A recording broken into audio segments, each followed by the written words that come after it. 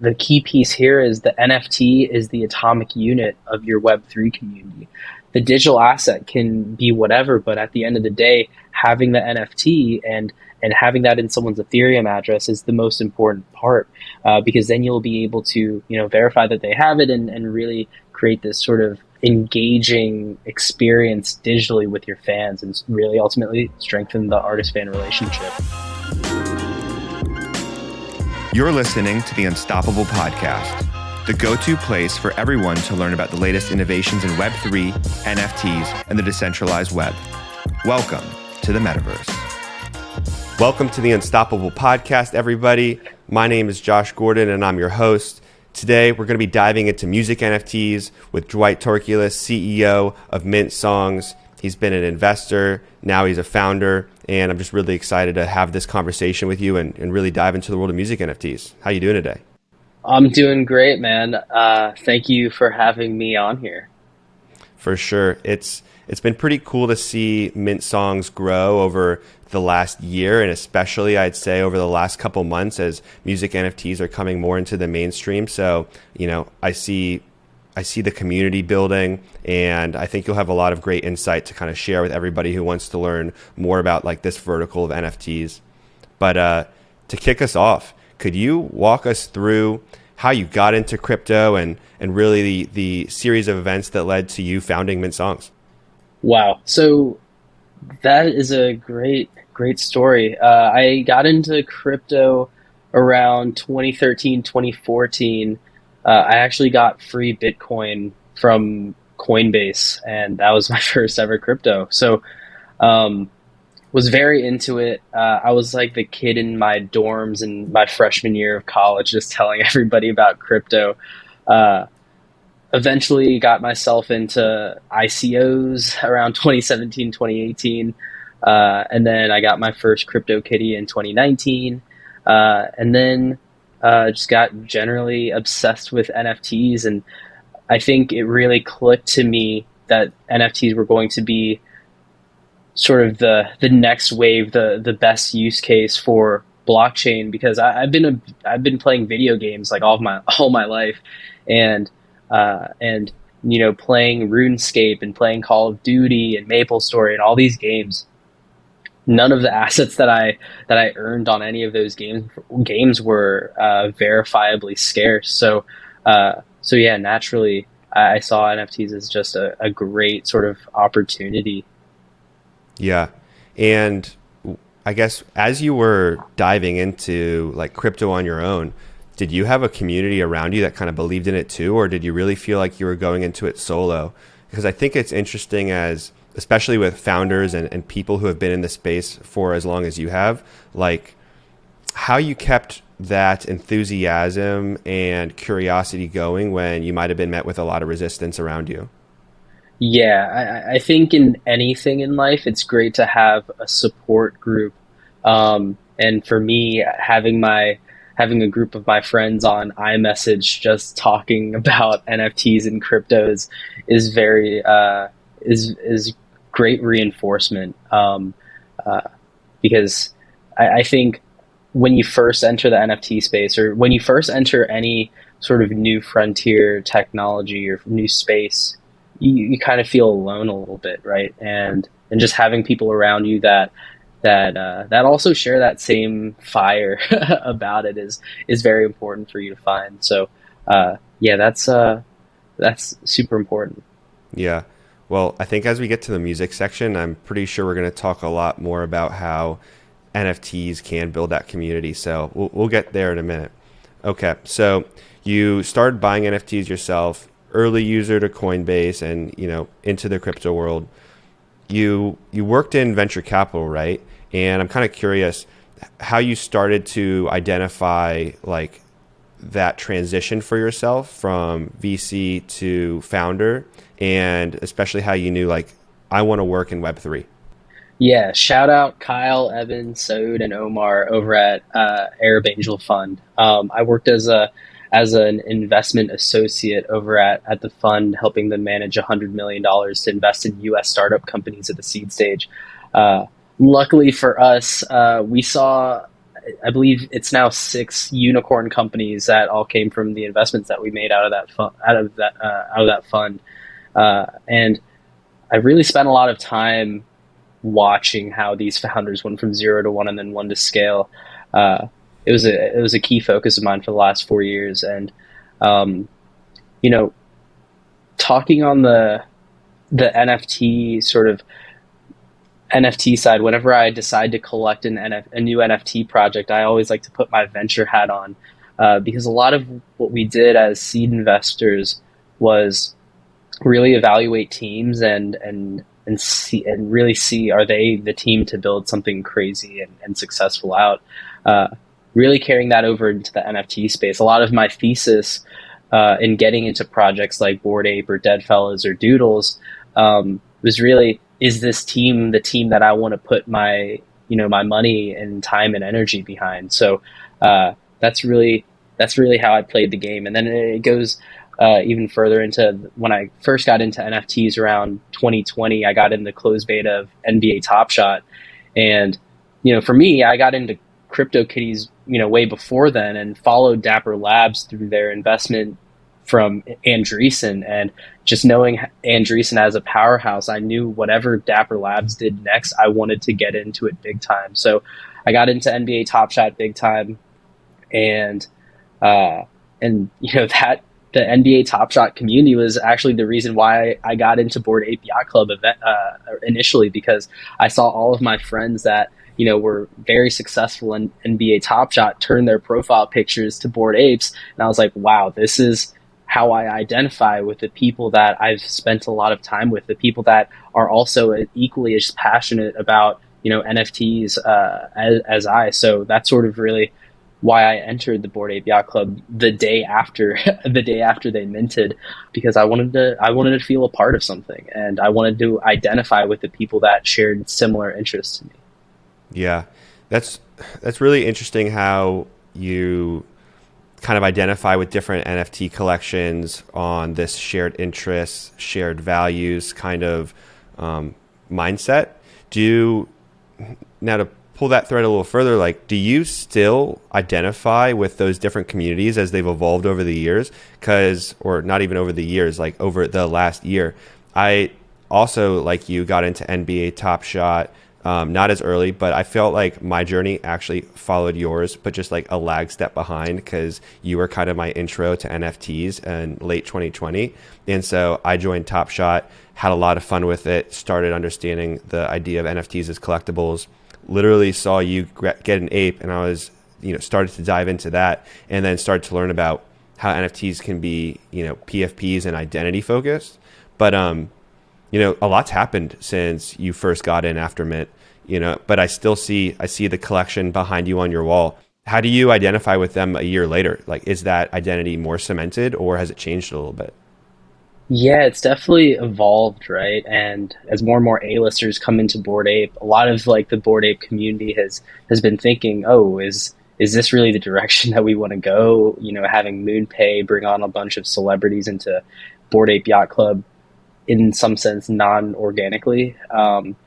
I think that overall I identify myself with the general NFT community, and I own plenty of different profile pic projects because they each have their own interesting things that they're working on.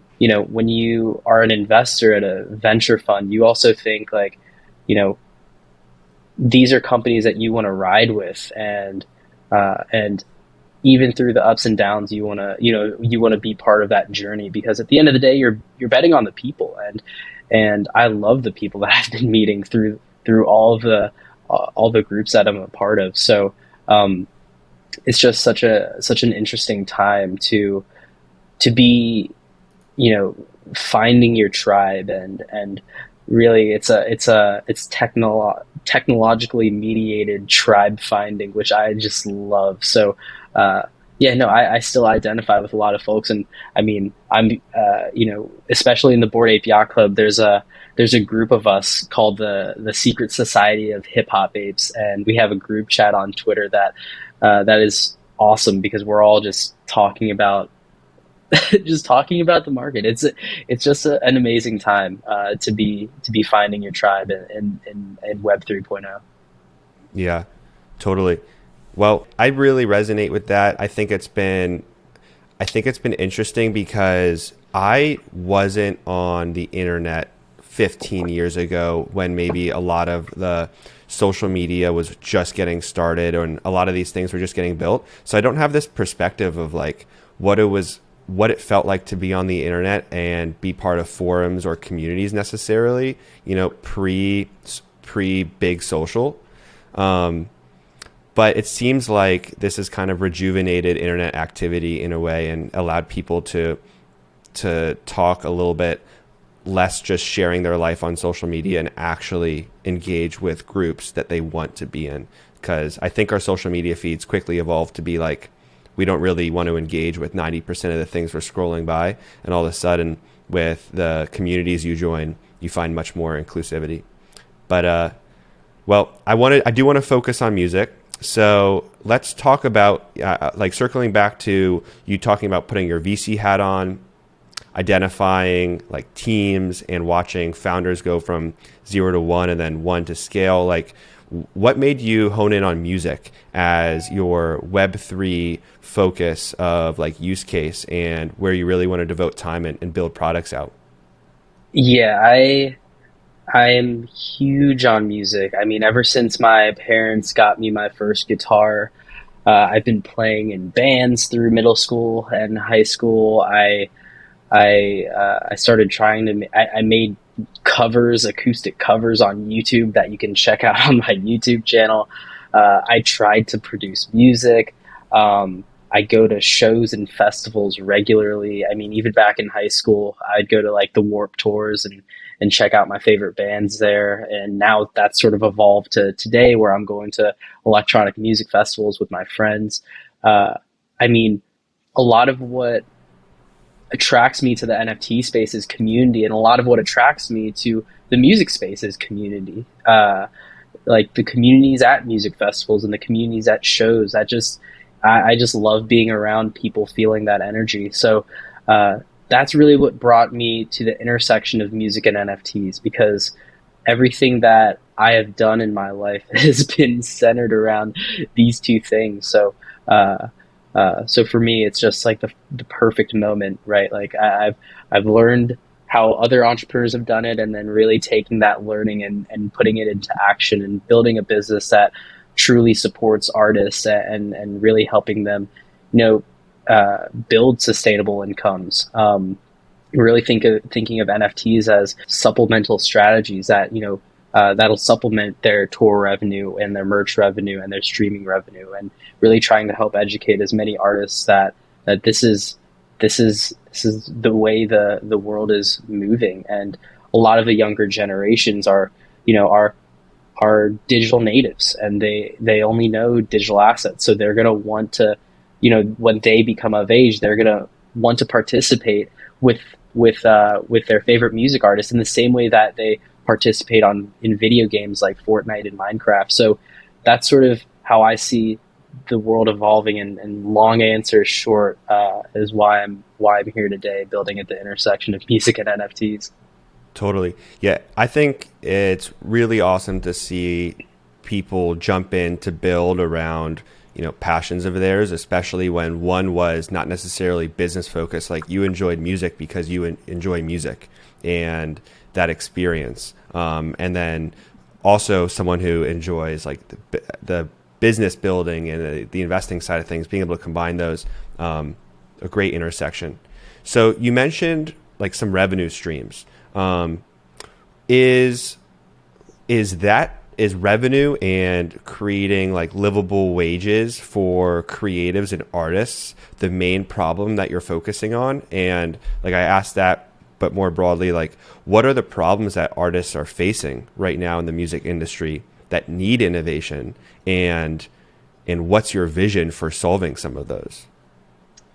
Yeah, that's a great question. And ultimately what we want to do is create a larger creator economy. I think the world is more beautiful when there's more creators in it. And when more creators can live off of their creative work, we have more beauty in our world. Uh, so that's really, I mean, at the core of my own being, why do I buy merch from my favorite artists? Why do I go to shows and why do I go to festivals to support artists and events that they're throwing? It's really so that they can keep doing what they love doing, and that's really at the heart of it. So yeah, that's sort of at the heart of it there. Yeah. And then those problems though, do you want to kind of identify some of those with me? We've talked about we were talking about royalties being a factor that we can start thinking about with NFTs. You talked about merch and maybe thinking about digital collectibles. What other components in like that creator economy and especially around music that the music artists kind of fan engagement life cycle are you thinking about ways that we can start introducing NFTs to?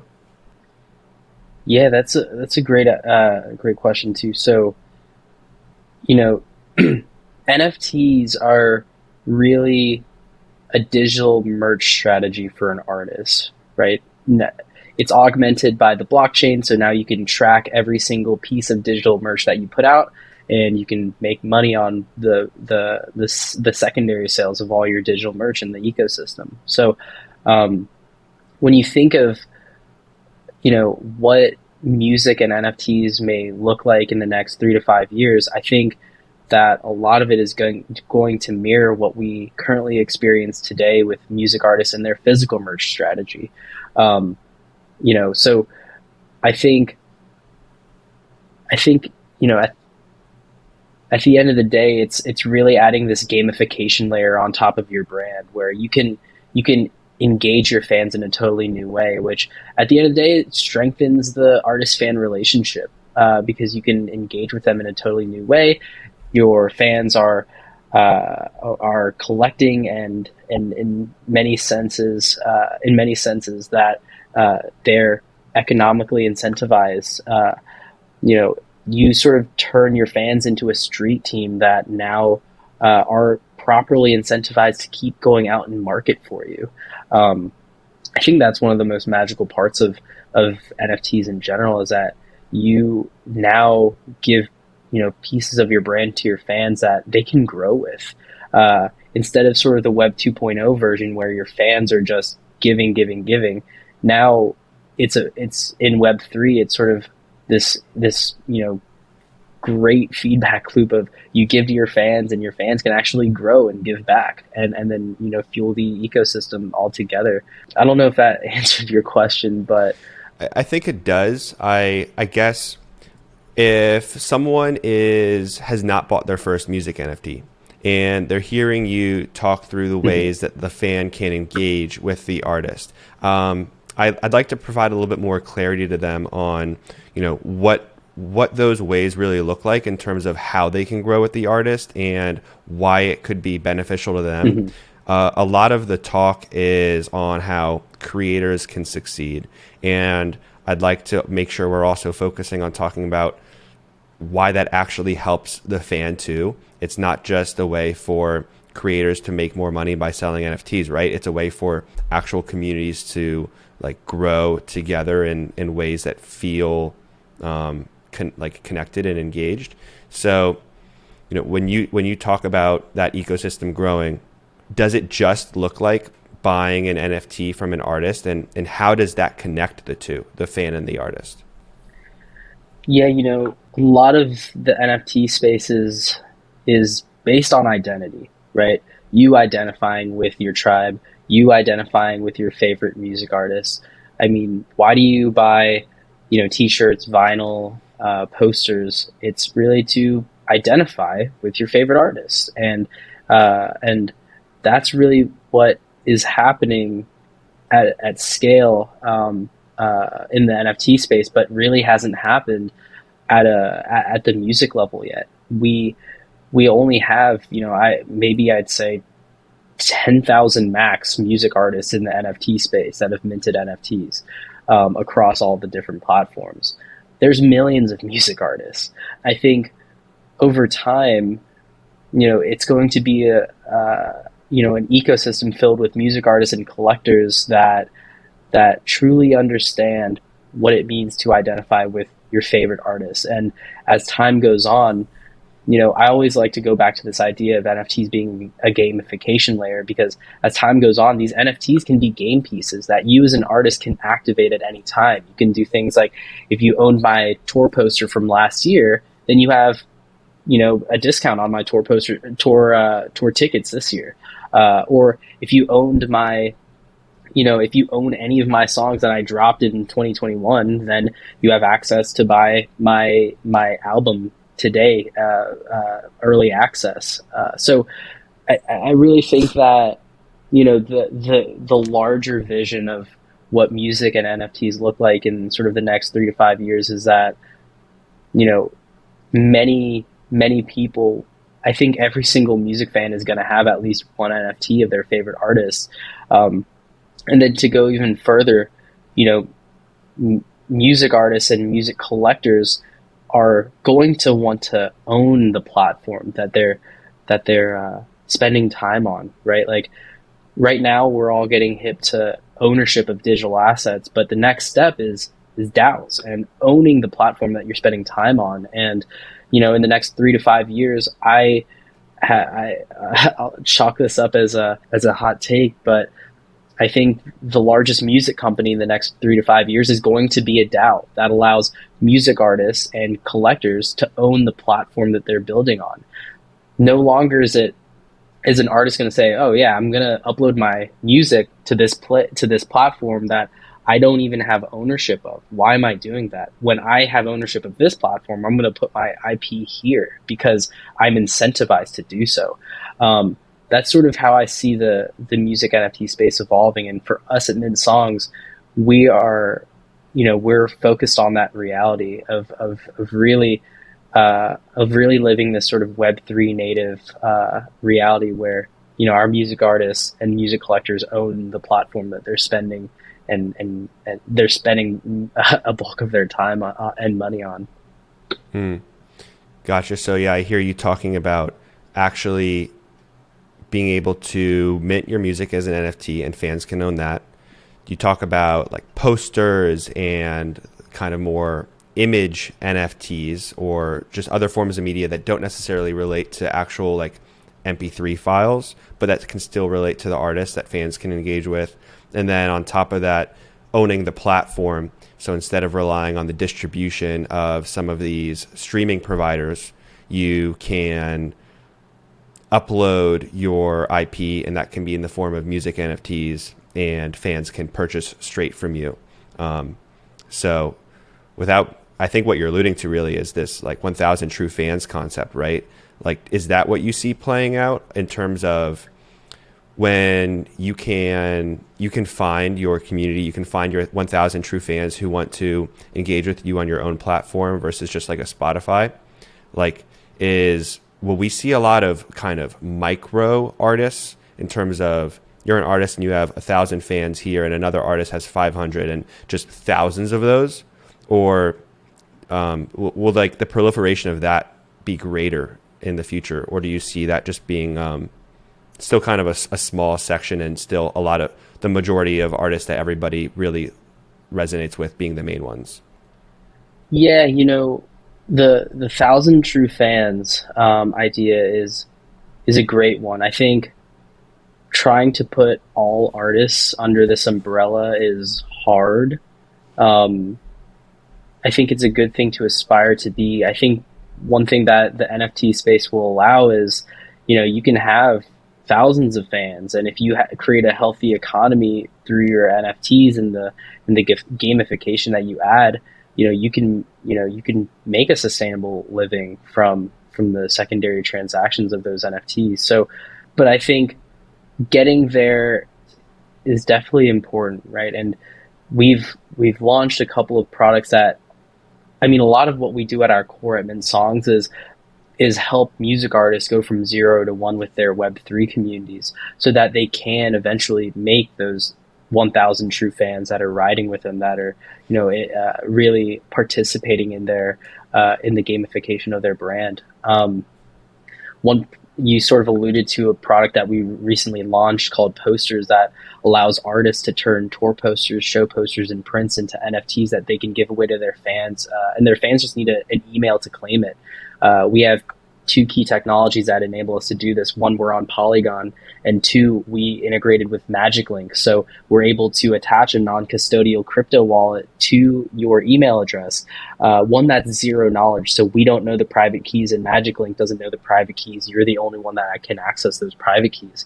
So whenever you claim a poster, whenever you put your email in to claim a free poster, it happens within seconds. We create a wallet for you, and then we airdrop a new that poster NFT into your wallet and give you your first ever NFT. This product is really meant for artists to speak their Web3 story to their entire community. I think what a lot of what's said in the Web2 community about Web3 is that it feels very gatekeeperish, and it feels like a lot of people can't participate in it. And with this new product, we are really helping artists go to their communities and say, you can participate. Like, here's a way that you can participate with us. So that's the idea behind the product. As well as it being a bridge, right? When someone enters their email address, we collect those emails and we're able to show them to an artist so that they are able to build a top of funnel. So we tell artists, before you even start an NFT project or think about one, let's run poster campaigns. Let's get your community educated about NFTs by giving them free NFTs. Now, I hope this rings a bell for you, because in 2013, I got my first free Bitcoin from Coinbase. So really taking that and productizing it and allowing music artists to do this with their fans, like give them free NFTs, teach them about what it is.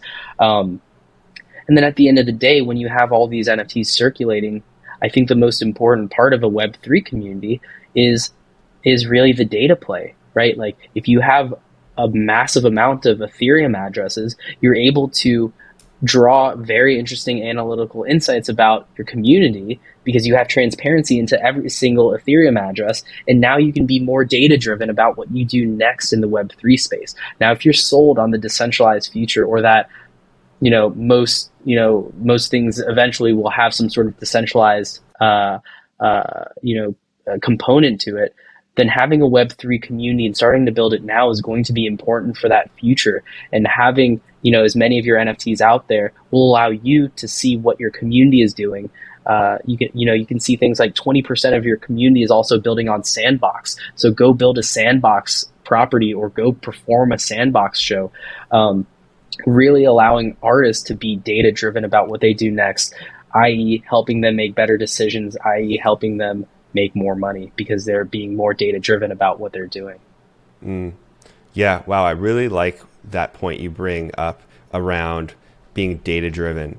A lot of the current data points that artists get through streaming platforms right now is pretty limited. You see the number of streams and the number of unique listeners and maybe like major cities where they're coming from, but the ability to tap in to the analytics of people's on-chain identities is really fascinating to give you an idea of how you can build your career and make really educated decisions. There's probably a flip side of that though, where fans, not creators, are listening to this and say, whoa, now it feels like all my data is being given up just in almost the same vein as Facebook and Google are perceived. Do you think it's different than that? Maybe in my mind it feels a little different because it's data being used not to extract value. It's data being used to give the artist an idea of how they can better connect with their fan. But tell me if I'm wrong there. Yeah, I resonate with what you said there. That's just part of this decentralized reality, right? Like any transaction that you make is written down on the public ledger, and having it written down in the public ledger has a list of reasons why it's a very beneficial thing. It also has some things like this where it could be seen as not beneficial, having your data out there for the public to see. I mean, it goes you as an artist can go as far as to say seeing how much Ethereum someone your community on average has in their wallet. Um, I think for a collector, it does come as a shock, but I think overall the benefits outweigh the cons. Like we're able to create this totally new economy, and really benefit the artist. So having that data is super important. And then at the end of the day, if you don't want that data to be, if you want to not have that data seen, you can create another wallet, right? Like nothing's stopping you from creating another wallet and running a totally different identity, which is what we see on Twitter, right? Like people have pseudonymous identities, and that's totally fine, right? Like you can interact in however you want to interact, and say that you're doing all of your transactions under a pseudonymous identity. We can't track it back to you. We'll have data points that say, hey, this is your community and this is what they're doing, and this particular Ethereum address is what they're doing, but we can't tie it back to you, Josh Gordon, the person. So Yeah. there is ways to sort of obfuscate your actual identity with your digital identity. Yeah, and I'm sure that's coming down the road with literally one day we'll be able to toggle back and forth which on-chain identity we want to associate with transactions and how that is linked to certain data. Whereas right now we're kind of all using one wallet for everything. So it's a good point you make. And I also just want to note that I did really like the thought process of giving NFTs for free to fans. I think that money is a filter in a lot of these NFT projects, and that can eventually become a blocker. And that really can stop community building and engagement from happening from some of the people that are most passionate about what you're doing. So having a free strategy involved there is, I think, a win. I would like to move on to some more music-focused questions. And some of them are kind of Mint songs related. Some of them I think are just more general music NFT space related. But let's go through them. So I'd like to talk through a little bit of how you see the music ecosystem evolving. There are some platforms that are just provide one-of-ones, like editions. Some provide the ability to have 100, 1,000, or more editions. How do you look at the difference between like those two concepts in the music NFT world? Yeah, so I think that there's no right answer here, right? Like right now it's the wild, wild west, and music artists are incentivized to try everything because at the end of the day, they can, an artist can go on Mint Songs, then they can go on to Catalog, then they can go on to Sound XYZ, then they can go on to Royal, and all at the same time building a Web3 community of Ethereum addresses that own their assets. So artists are highly incentivized to build on across all platforms, including all chains, and building on Solana or Tezos or Avalanche. I think as the space sort of evolves, artists are gonna have multiple strategies, and with the ultimate endpoint of artists owning their smart contracts and really being self-sovereign and picking and choosing which platforms they want to really connect their smart contracts to, and picking their royalties and all that good stuff. So as far as the one-on-one concept against versus editions, I think they're both great. They're both great avenues for a music artist to experiment. I mean, when I first joined Twitter, I experimented with the content that I posted, and what I did it to see what caught on and what didn't. I think the Web3 space isn't any different, right? Like you should experiment. You should try Mint Songs. You should try like everyone else in the space, because you as the artist are empowered to do so, empowered to try it all. That's sort of the my 2 cents on that. I think artists should try one of ones, and they should try editions. And at Mint Songs we do that for artists, and we do so by providing the gas fees, and you as an artist don't need to pay anything. You just go on Mint Songs and you can mint songs for free. We front all the gas fees for it because we want you to try it and get your feet wet and really experiment without any sort of cost to you. Yeah. So that was good to cover the additions. It sounds like you're pro both one of one and holding editions. Is there a reason why you would do a one of one or going with a quantity? Like, is there a strategy involved? Does going one of one make it more rare? And what happens when you have multiple one of ones out? Yeah, that's a good question. What I like to tell artists is, we're building a canvas that you can sort of decide whatever you want to do on. Um, if you want to turn your song into a one of one, or if you want to turn that song into an edition of 50, you can do that.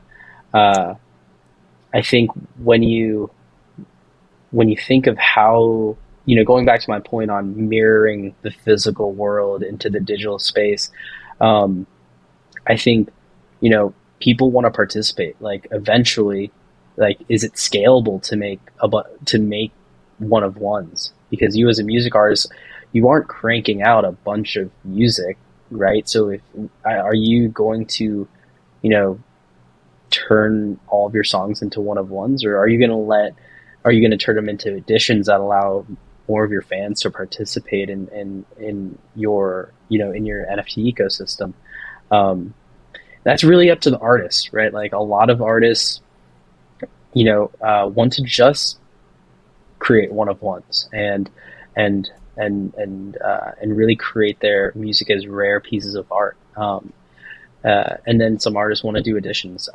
There's no right or wrong answer here. And as time goes on, I think that, one of ones will sort of stay at this, upper echelon of pricing, and then additions will allow folks to sort of enter the space at a lower price point. Um, they both work together. And like I said before, like, music artists have physical merch strategies that are, that span a lot of things: vinyl, CDs, hats, shirts, posters, hoodies. So when you think of an artist's digital merch strategy, it's going to be one of ones, editions, music specific NFTs. I foresee, like, artists turning, their obviously their tour posters and show posters into NFTs, but also things like their lyrics or their music videos or the videos at shows. Maybe the old Josh Gordon would have recorded a tour video for an artist, and they want to turn that into an NFT, right? So at the end of the day, it's the key piece here is the NFT is the atomic unit of your Web3 community. The digital asset can be whatever, but at the end of the day, having the NFT and having that in someone's Ethereum address is the most important part, because then you'll be able to, verify that they have it, and really create this sort of engaging experience digitally with your fans, and really ultimately strengthen the artist-fan relationship. Yeah, I love that. That last part you said there, just about, it just matters that they own an NFT of yours. It doesn't necessarily matter if it's a one of one, if it's an edition, if it's a free one.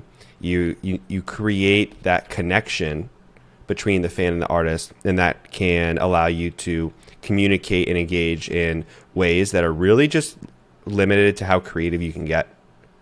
Okay, so that was really insightful for me, because exactly. I think a lot of times I've looked at these one-on-ones as what you said, the upper echelon, and then it's an edition. Why do I want to own an edition? But I think we do need to start separating, like, the price of an NFT from its value, and understanding that, simply holding it is the touch point. Yeah, to add to that, there's artists that, are going to continue to create, their art, and I don't want to be seen as, hey, you as an artist should devalue your art, right? Like I don't want to say like you should sell edition of 50 for $1 a piece or $5 a piece. The beauty of what we've built is it's an open platform. You decide what you want to sell your art at. I think that's really, the key piece that I want to leave off with is like, make sure that you value your art in the way that you see it being valued. Because at the end of the day, this is your art, and you should be happy about the outcome that happens with creating this community of you that owns your art. So Totally. just wanted to just leave that there. Sure. Okay, so let's get to some community questions before we have a couple rapid fire ones to wrap the pod up.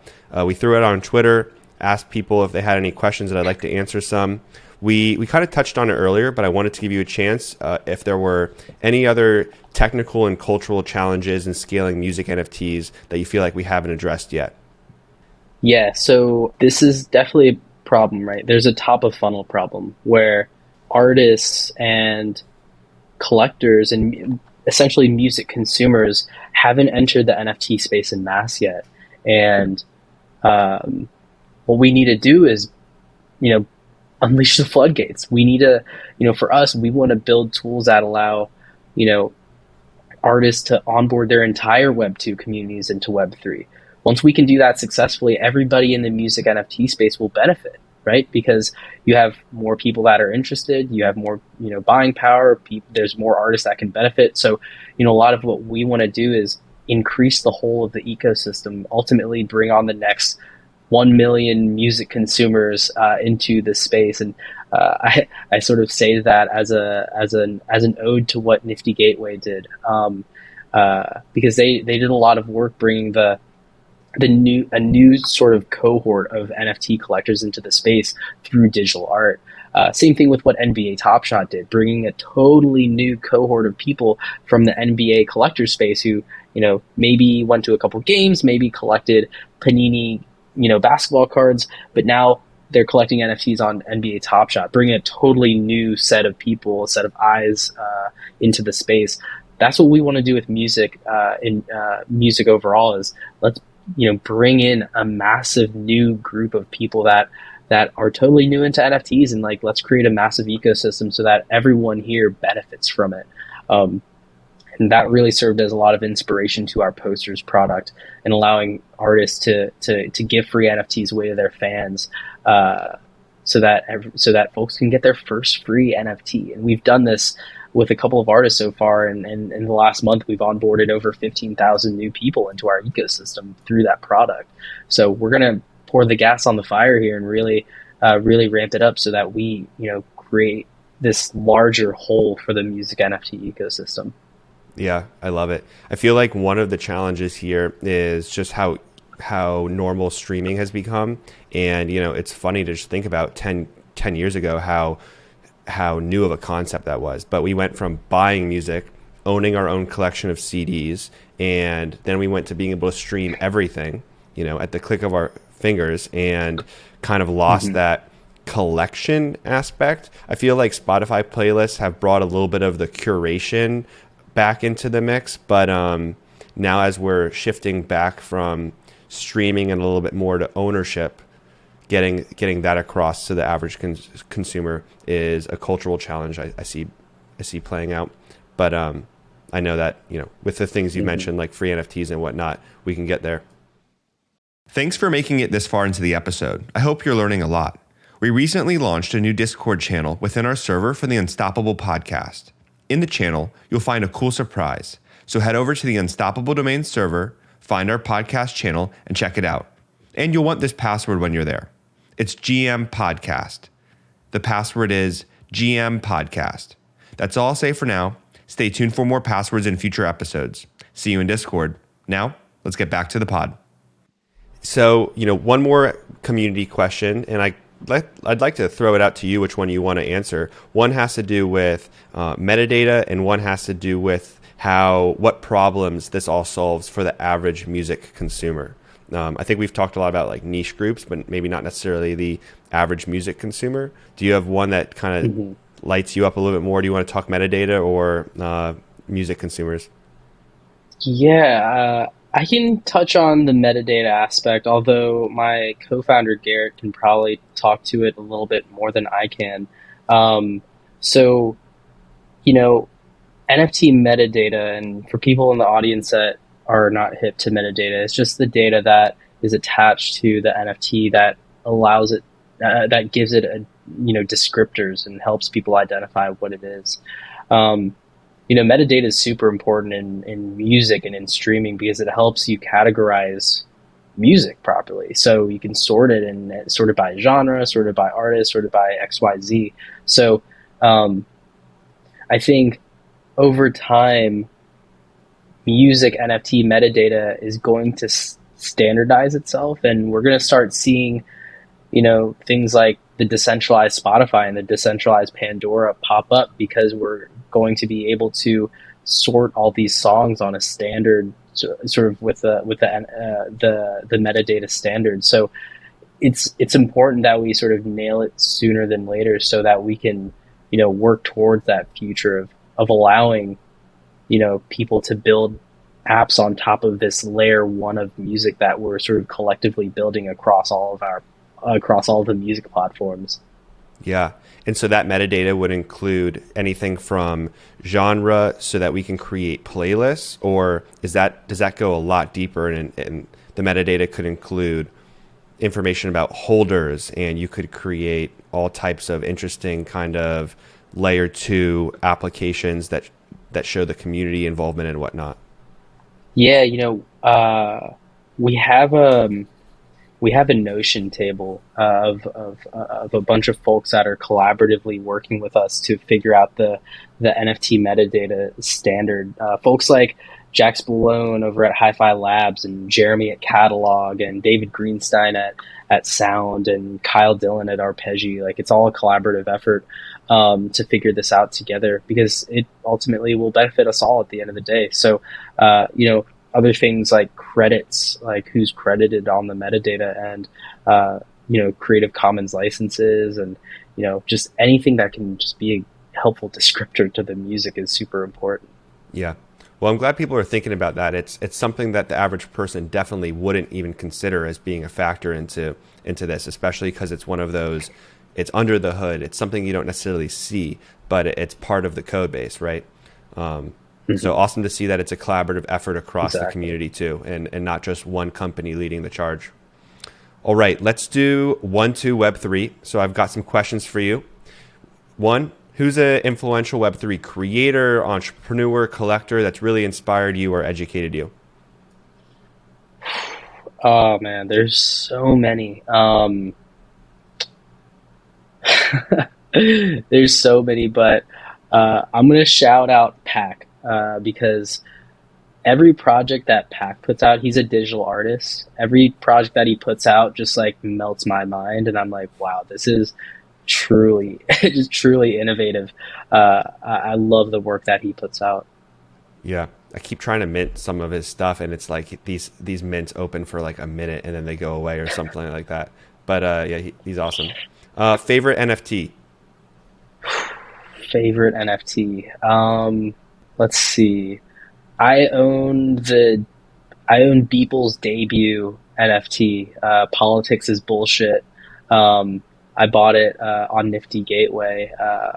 I didn't mint it for $1. I bought it off someone for $1,000 after they minted it because I wanted it. I've been following Beeple for years now. I've been following him since probably since high school. Like, I just really like his work, and when I saw him, do his debut NFT drop on Nifty Gateway, I was like, hell yeah, this is this is one of the artists that I actually truly like and follow. So uh, that was, other than it being like probably my one of my largest NFT wins, it just serves as this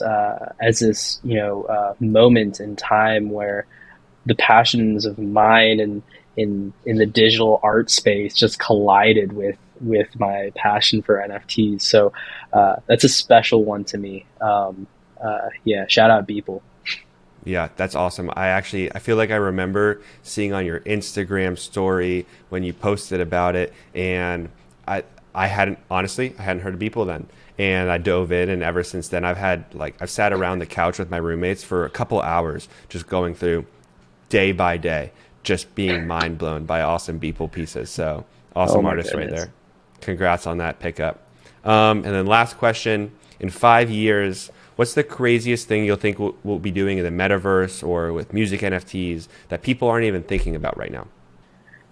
Yeah, I think generally people think, oh, we're going to have VR headsets going to that we're going to sort of spend hours of our day in sort of like a Ready Player One scenario. I think I'm a radical optimist about technology helping us out in our everyday lives. Um, I think over time we're going to start seeing more and more artists build sustainable careers off music, and I love that. I think NFTs can really truly enable that for not only music artists but digital artists, and even programmers that want to create really interesting generative art. I think that's really the my most what I'm truly most excited about is the creator economy is just going to blossom because of this. So that's what I'm most looking forward to in the next 3, 5, 10 years of the metaverse. For sure. All right, Dwight. Well, I think this has been a great conversation. We dove into a lot of awesome music NFT concepts that I think illuminate the direction this industry is going, and what you're thinking about as someone who's really in it day in and day out as a builder. I'd like you to just allow everyone to know where they can find you, plug your Twitter handle, plug Mint Songs. Where can people look into to get more information on you and what you're building? Yeah, so on Twitter we're at Mint Songs, and then mintsongs.com. Check us out there.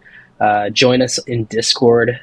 We have a great community of music artists that are just building there, and it's vibrant. So I truly invite you to check that out. And then for my personal at Dorculus at Dorculas, if you wanna follow me. I post every NFT project that I myself get into. So if you want to follow along there, check that out. But yeah, thank you for the space, Josh. Perfect. You're welcome. I appreciate you being on. Thanks to everybody listening to the Unstoppable podcast. We're coming out with episodes every single Wednesday. So tune in, hit us up on Twitter, and we'll see you next week. Appreciate you. Peace out. Peace. I hope you enjoyed this episode of the Unstoppable podcast. If something we said today resonated with you, please subscribe, leave us a review, and share this with your friends.